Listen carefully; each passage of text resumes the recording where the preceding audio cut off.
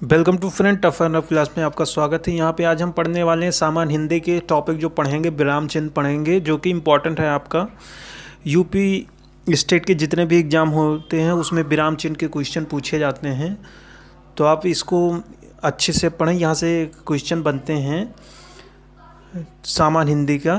तो यहाँ पे जैसे हम पढ़ने वाले हैं विराम चिन्ह, तो चलिए स्टार्ट करते हैं। विराम चिन्ह सबसे पहले जो है ये कहाँ यूज़ होता है, तो जैसे मान लीजिए कोई हमारा वो दिया है, सेंटेंस दिया है, अगर उसको हम बोलते जाते हैं, तो जैसे हमें जहाँ रुकना होता है उसके लिए हम अनेक प्रकार के विराम चिन्ह जो होते हैं यूज़ करते हैं। तो जैसे सबसे पहले यहाँ पे देख लेते हैं, हमारे जो कामता प्रसाद जी हैं, ये जितने भी विराम चिन्ह हैं इन्होंने जो है वो अंग्रेजी भाषा से लिया है। केवल एक्सेप्शन जो है एक, वो आपका है पूर्व विराम चिन्ह जो है वो इन्होंने अंग्रेजी भाषा से नहीं लिया है। तो ये चीज़ आप ध्यान रखें। यहाँ एग्ज़ाम में क्वेश्चन बन सकता है कि विराम चिन्ह को किसने लिया है, विराम चिन्ह के बारे में किसने बताया है, और ये कौन वो ऐसा एक्सेप्शन एक विराम चिन्ह है जो कि अंग्रेजी भाषा से नहीं लिया गया है। तो आपको क्या बताना है, पूर्व विराम चिन्ह जो है आपका वो अंग्रेजी भाषा से नहीं लिया गया है। तो ये चीज़ आप ध्यान रखें। तो सबसे पहला आपका जो विराम चिन्ह है अल्प विराम। तो अल्प विराम का हम यूज़ कहाँ करते हैं फ्रेंड, तो अल्प विराम का हम वहाँ यूज़ करते हैं जहाँ हमें थोड़ी देर के लिए रुकना होता है, वहाँ हम अल्प विराम चिन्ह का यूज़ करते हैं। तो ये चीज़ आप ध्यान रखें। नेक्स्ट है आपका अर्ध विराम। अर्ध विराम का हम कहाँ यूज़ करते हैं, अर्ध विराम का हम वहाँ यूज़ करते हैं जहाँ थोड़ी देर से ज़्यादा रुकना हो। यहाँ पे क्या था, थोड़ी देर के लिए रुकना था, और यहाँ पे अर्ध विराम पे आपका क्या है, थोड़ी देर से ज़्यादा के लिए हमें जब रुकना हो तो उसके लिए हम जो है अर्ध विराम का यूज़ करते हैं। तो जैसे कि हो गया सूर्यास्त हो गया, तो ये इसके लिए हम यूज़ करते हैं अर्ध विराम का। तो यहाँ पे हमने थोड़ी देर से ज़्यादा रुका, तो ये जैसे अल्प विराम में हो गया सीता गीता रीता, तो यहाँ पे कॉमा लगा दिए तो अल्प विराम में आ जाता है। अर्ध विराम में जैसे सूर्यास्त हो गया, ये सेंटेंस जैसे आपका हो गया, ये अर्ध विराम में आ जाता है। तो ये चीज़ आप ध्यान रखें। नेक्स्ट है आपका पूर्ण विराम। पूर्ण विराम का हम यूज़ कहाँ करते हैं, तो ये जो है आपका अंग्रेजी भाषा से नहीं लिया गया है, ये अभी हमने आपको बताया। तो ये चीज़ आप ध्यान रखें। तो जो पूर्ण विराम है फ्रेंड, ये हम कहाँ यूज़ करते हैं, जब काम ख़त्म होता है तो पूर्व विराम लगाते हैं। यानी कोई सेंटेंस है वो कम्प्लीटली जब ख़त्म हो जाता है हिंदी में, तब उसका हम यूज़ करते हैं, पूर्व विराम चिन्ह का हम यूज़ करते हैं। तो ये चीज़ आप ध्यान रखें। नेक्स्ट है आपका प्रश्न चिन्ह विराम। तो ये तो आप लोग सभी लोग जानते होंगे, ये जब हम प्रश्न पूछते हैं किसी से तो उसके लिए हम प्रश्न चिन्ह विराम लगाते हैं। तो ये चीज़ आपको पता होगा। नेक्स्ट है आपका निर्देशक चिन्ह या संयोजक चिन्ह। संयोजक चिन्ह और निर्देशक चिन्ह का हम यूज़ कहाँ करते हैं, तो ये चीज़ आप ध्यान रखें। निर्देशक चिन्ह या संयोजक चिन्ह का हम यूज़ वहाँ करते हैं जहाँ मतलब डैश से हम इसको दिखाते हैं, जैसे सुख दुख लाभ हानि। तो यहाँ सब हम इसको मतलब दिन रात, तो इसको इस तरह हम दिखाते हैं, बीच में डैश लगाते हैं। तो वहाँ पे हम निर्देशक चिन्ह या संयोजक चिन्ह का हम यूज़ करते हैं।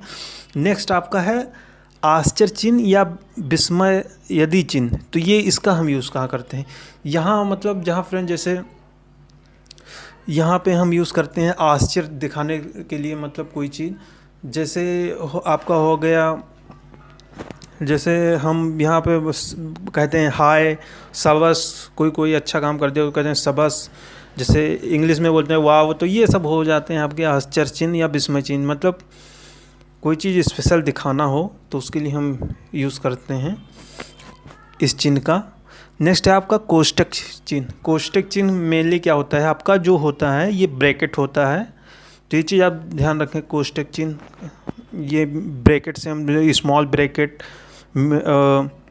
मिडिल ब्रैकेट, बिग ब्रैकेट, तो ये इसके होते हैं। तो कोष्टक चिन्ह को हम इससे दिखाते हैं। तो ये चीज़ आप ध्यान रखें। नेक्स्ट है आपका अवतरण चिन्ह। अवतरण चिन्ह का हम यूज़ कहाँ करते हैं फ्रेंड, तो ये चीज़ आप ध्यान रखें। अवतरण चिन्ह आपका जो होता है ये नीचे ना होके ऊपर रहता है अवतरण चिन्ह।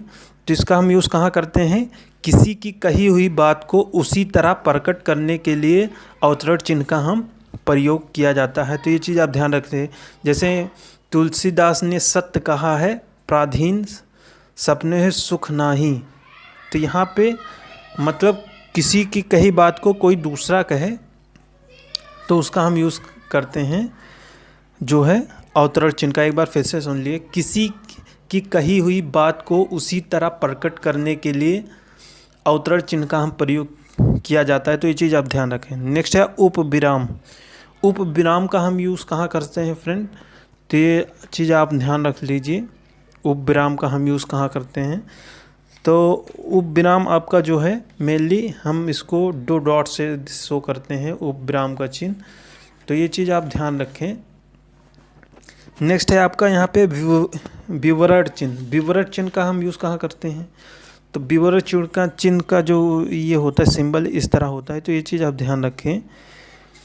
दो डॉट होते हैं और आगे जो है एक लाइन खींचा होता है विवरण चिन्ह में, तो इसका हम प्रयोग कहाँ करते हैं, यहाँ प्रयोग वाक्यांशों के विषय में कुछ सूचक निर्देश यदि देने के लिए किया जाता है, तो ये चीज़ आप ध्यान रखें। नेक्स्ट है आपका यहाँ पे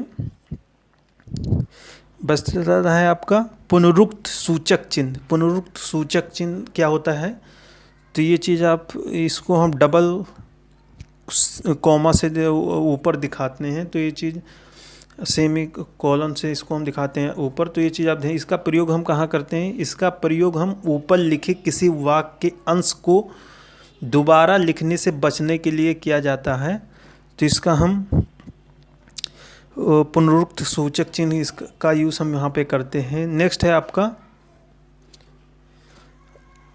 लघु चिन्ह। लघु चिन्ह आपको पता होगा, लघु चिन्ह का हम यूज़ कहाँ करते हैं, किसी बड़े तथा प्रसिद्ध शब्द को संक्षेप में लिखने के लिए उस शब्द के पहले अक्षर लिखकर उसके आगे शून्य लगा देते हैं। जैसे मान लीजिए कोई प्रसिद्ध आदमी है, जैसे मान लीजिए कोई डॉक्टर है, तो आपका वो डॉक्टर पूरा नहीं लिखता है, वो सीधे पूरा शॉर्ट में लिख देता है, सिर्फ डापांग डा का मात्रा लगा देता है, ऊपर चंद्रकार बिंदी लगा के और जीरो लिख देता है, तो उससे शॉर्ट फॉर्म में उसको हम लिख देते हैं। तो जैसे लघु चिन्ह का हो गया। यहाँ पे लोप चिन्ह क्या होता है आपका, लोप चिन्ह वो होता है फ्रेंड जो हम इसको डॉट डॉट से दिखाते हैं, यानी कोई चीज़ इनफाइनाइट है तो उसको हम डॉट डॉट से दिखा देते हैं, उसको अगर और न लिखना हो तो लोप चिन्ह का हम उसे एक बार इसका सुन लीजिए। जब वाक्य या अनुच्छेद में कुछ अंश छोड़कर लिखना हो तो लोप चिन्ह का हम यूज़ करते हैं। जब कोई चीज़ छोड़ना होता है, छोड़ के लिखना होता है, तो हम लोप चिन्ह का यूज़ करते हैं। नेक्स्ट है आपका पाद चिन्ह। क्या होता है पाद चिन्ह, आपका डैश से इसको भी शो किया जाता है। नेक्स्ट आपका है दीर्घ उच्चारण चिन्ह। दीर्घ उच्चारण चिन्ह हम आपको यहाँ में हम इसको दीर्घ का यहाँ पे मतलब होता है, मतलब कोई चीज़ दो हो तो दीर्घ उच्चारण चिन्ह हम उसका यूज़ करते हैं। जैसे पाद बिंदु चिन्ह, इसको हम जो मैथ में डिवाइड का चिन्ह यूज़ करते हैं उसको हिंदी में पूछ लेगा तो उस जगह हम यूज़ करते हैं पाद बिंदु चिन्ह। नेक्स्ट है आपका हस्पद चिन्ह। हस्पद चिन्ह आपका क्या होता है फ्रेंड, जैसे मान लीजिए हमने कोई सेंटेंस वहाँ पे लिखा और सेंटेंस लिखते समय अगर हमने कोई चीज़ लिखना वहाँ पे भूल गए तो उसको ऊपर जो ये हस्पद चिन्ह का डैश बना के हम उसको लिखते हैं। हस्पद चिन्ह को हम उससे लिखते हैं अगर कोई चीज़ हम भूल जाते हैं।